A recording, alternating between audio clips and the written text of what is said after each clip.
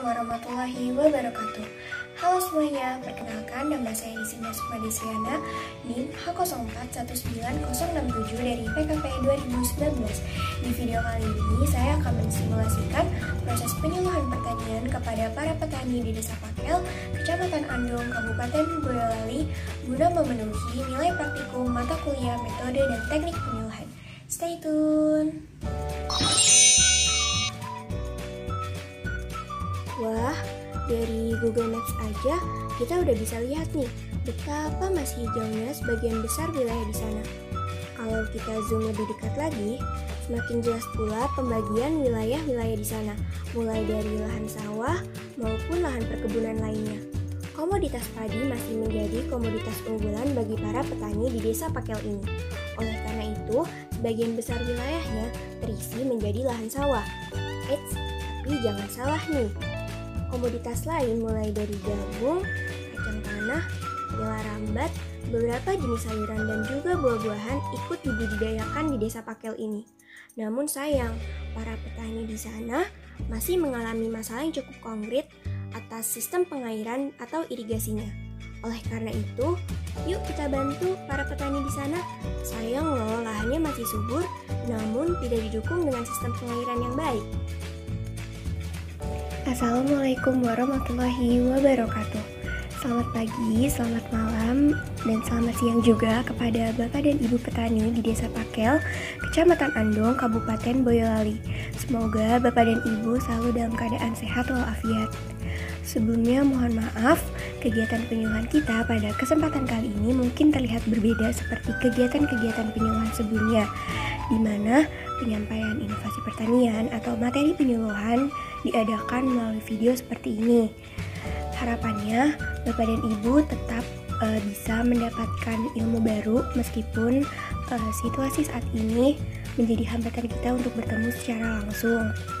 Oke, terima kasih juga sebelumnya kepada Bapak dan Ibu yang telah mengirimkan pertanyaannya kepada saya dan tim. Semoga di sesi video atau di akhir video nanti kita bisa menjawab pertanyaan dari Bapak dan Ibu secara satu persatu, dan semoga Bapak dan Ibu juga telah menerima brosur atau selembaran yang telah saya berikan kepada tiap-tiap rumah. Oke, langsung aja kita bahas satu persatu tentang sistem irigasi sprinkle ini. Dimulai dari apa sih sebenarnya sistem irigasi sprinkle itu? Sebenarnya banyak sekali untuk jenis-jenis dari sistem irigasi itu sendiri di dunia pertanian. Yang kita tahu nih, misalnya kita lagi jalan-jalan ke desa, terus kita lihat nih pinggiran sawahnya suka ada semacam sungai kecil. Nah, itu juga sebenarnya merupakan sistem irigasi, namanya irigasi permukaan. Namun, cara irigasi seperti itu sudah dianggap kuno, udah turun-temurun, dan udah dipakai sejak zaman dahulu.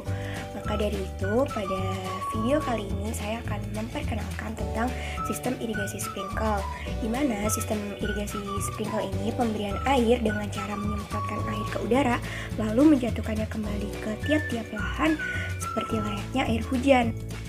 Sistem irigasi sprinkle membutuhkan komponen-komponen yang terdiri dari pertama ada unit pompa, yang kedua ada pipa utama dan pipa subutama, yang ketiga ada pipa lateral, yang keempat ada sprinkle itu sendiri, yang kelima ada komponen lainnya seperti saringan, katup pengontrol aliran, katup sadap, tangki injeksi, dan lain sebagainya. Dan untuk menambah pemahaman Bapak dan Ibu tentang bagaimana sih sistem kerja ataupun cara pengaplikasian dari irigasi sprinkle ini sendiri, saya akan menayangkan sebuah video, dan jangan lupa ya Bapak dan Ibu untuk menyaksikan video berikut. Assalamualaikum warahmatullahi wabarakatuh. Sahabat tani, kita lagi memasuki dunia industri 4.0. Untuk itu, sebagai petani kita harus mengikuti perkembangan zaman. Era industri 4.0 itu maksudnya mengkomputerisasi atau mengotomatisasi lahan pertanian kita sehingga dapat menghasilkan produk yang stabil dan bagus, supaya kita tidak kalah bersaing dengan negara lain. Nah, saya ini sedang di Subang, SMK 2 Subang, lagi ada proyek pertanian yang akan kami demokan bagaimana kita menerapkan IoT dalam pertanian. Yuk, ikut saya.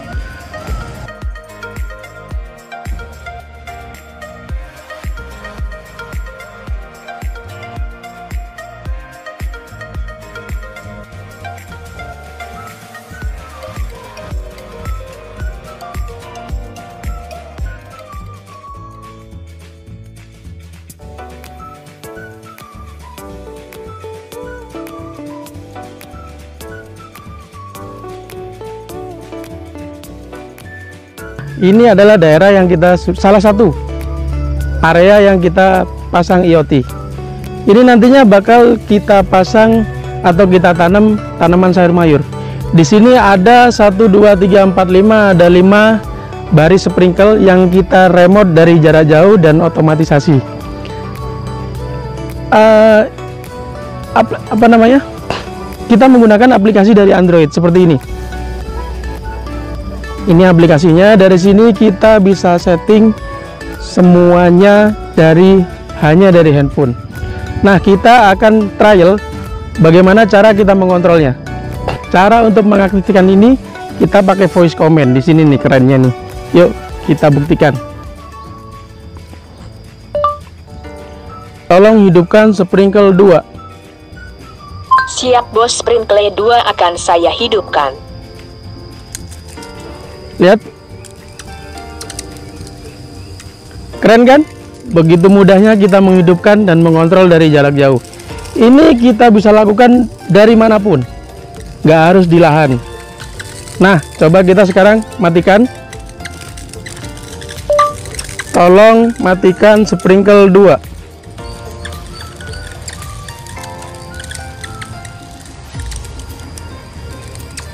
Siap bos, sprinkle 2 akan saya matikan. Sip.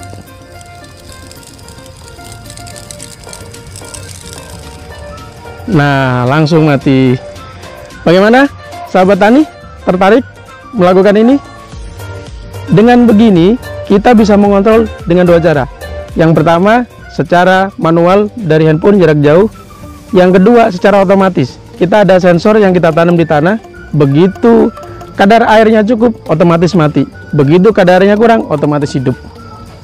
Ya, ini salah satu yang akan kita demokan. Sebentar lagi kita akan menuju mana saja yang akan di-IoT-kan selain sistem sprinkle. Oke, kita ke tempat selanjutnya. Sahabat tani pasti penasaran deh bagaimana caranya kok bisa dari jarak jauh bisa dikontrol. Kita kasih tahu nih rahasianya. Jadi kita tanam yang namanya Arduino seperti ini. Yuk silakan lihat. Ini box ini adalah seperangkat Arduino yang bisa mengontrol solenoid.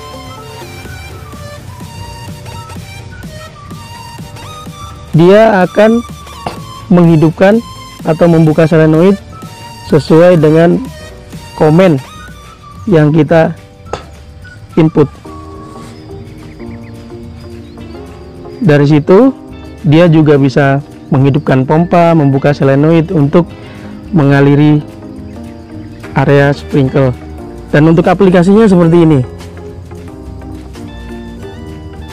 Ini kita cek sprinkle datanya seperti apa. Sini terlihat temperaturnya 29 derajat, humidity-nya 100%. Habis itu sprinkle 1 sudah tercukupi air, sprinkle 2 juga sudah tercukupi air.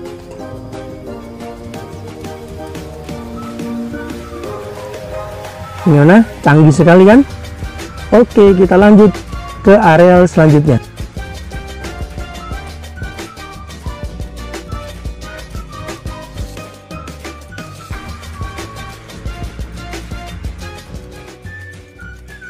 Setelah mengetahui dari apa itu sistem irigasi sprinkler dan bagaimana cara kerjanya, Bapak dan Ibu juga penting untuk mengetahui hal apa yang menjadi kelebihan dan kekurangan sehingga bisa menjadi bahan pertimbangan untuk proses pengadopsian selanjutnya.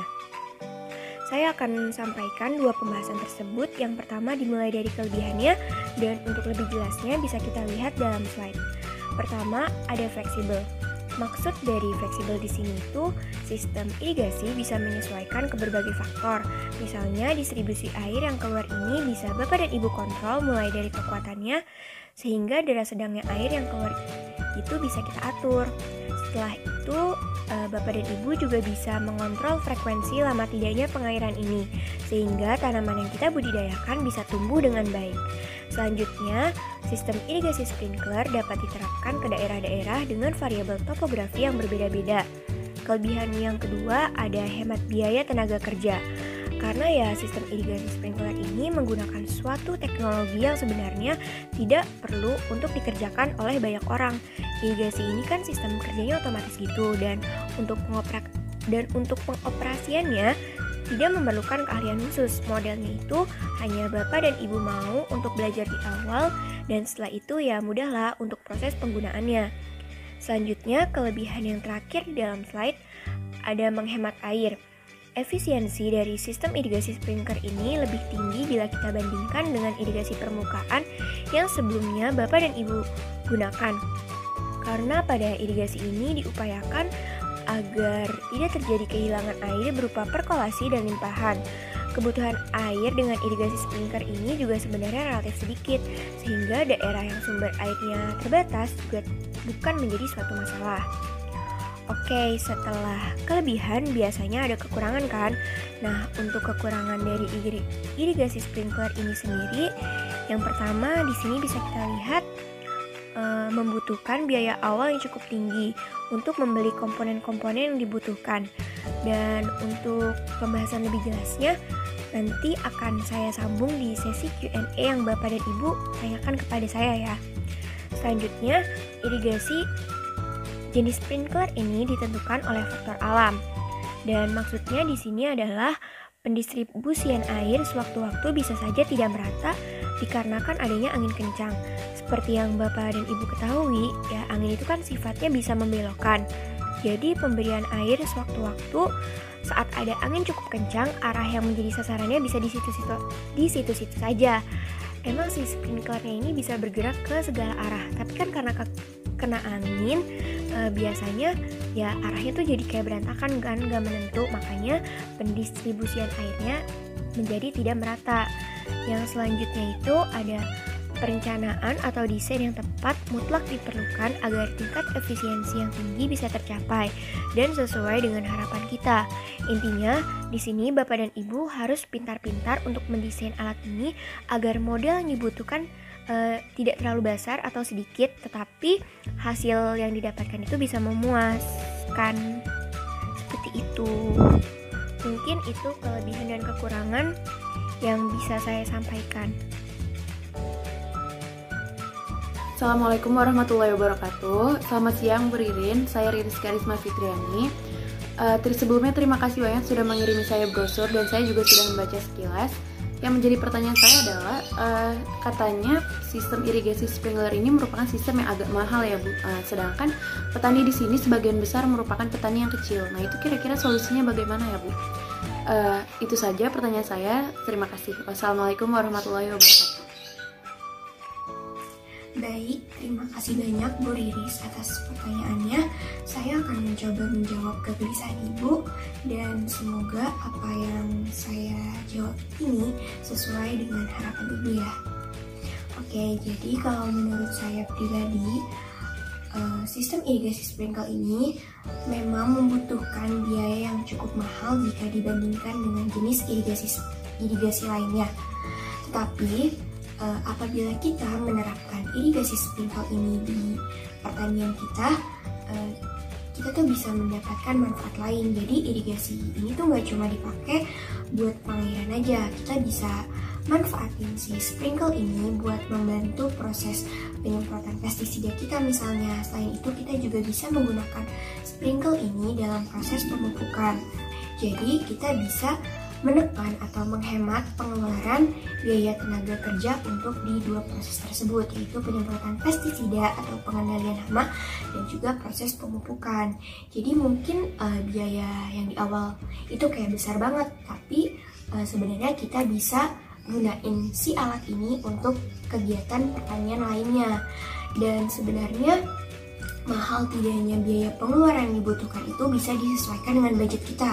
Jadi gak semua dari irigasi sprinkler ini mahal. Kita bisa buat irigasi sprinkler itu sendiri atau menekan biaya dari irigasi sprinkler itu sendiri sesuai dengan kebutuhan kita. Jadi skalanya itu intinya relatif, ada yang bisa murah juga, atau kalau emang kita mau pakai yang mahal ya kita juga bisa buat menggunakan irigasi sprinkler yang lebih mahal.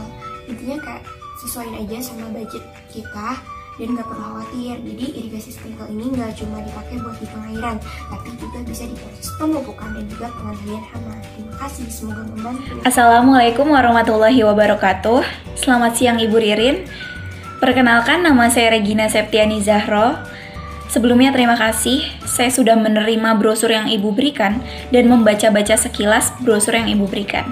Tapi yang menjadi pertanyaan saya di sini adalah, mengapa Ibu lebih memilih jenis irigasi sprinkler dibandingkan jenis irigasi yang lain? Sekian, terima kasih. Lanjut aja, kita jawab pertanyaan yang berikutnya, yaitu kenapa lebih memilih sistem irigasi sprinkle dibandingkan sistem irigasi yang lain. Bergerak dari permasalahan para petani di Kecamatan Andong, khususnya di Desa Pakel, kita tahu bahwa sebagian besar lahan yang tadinya digunakan untuk irigasi sudah beralih fungsi menjadi pendirian bangunan, baik permanen maupun semi permanen di atasnya.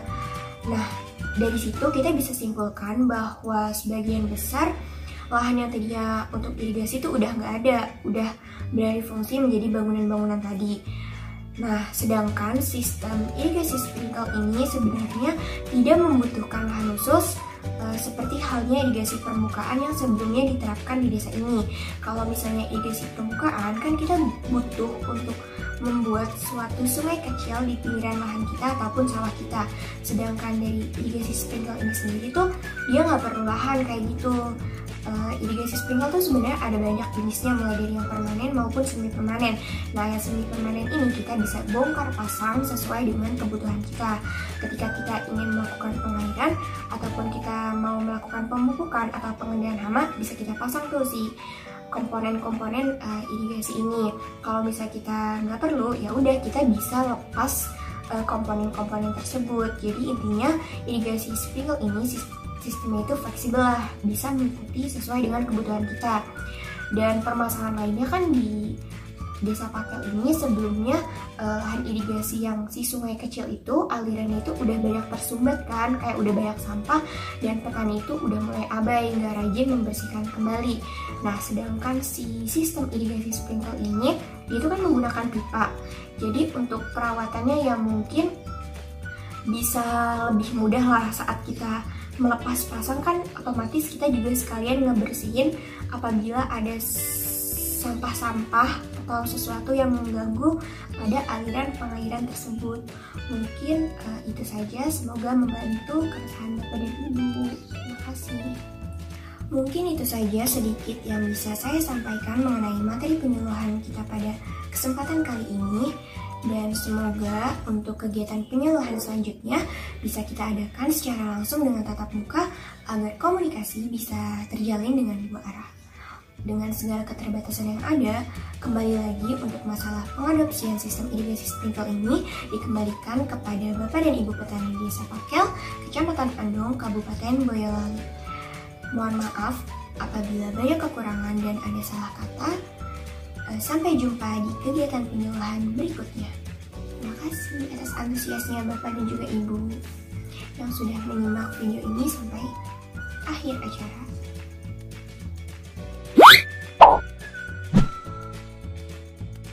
Kerja ataupun sistem kerja dari sistem irigasi sprinkle ini. Hal ini memerlukan 5 komponen utama. Yang pertama itu ada apa ya? Lupa. Masalah pengadopsian tentang sistem saya berikan sesuai dengan apa sih, ngomong apa? Sistem irigasi sprinkle itu sendiri terdiri dari komponen-komponen. Yang pertama itu ada lupa.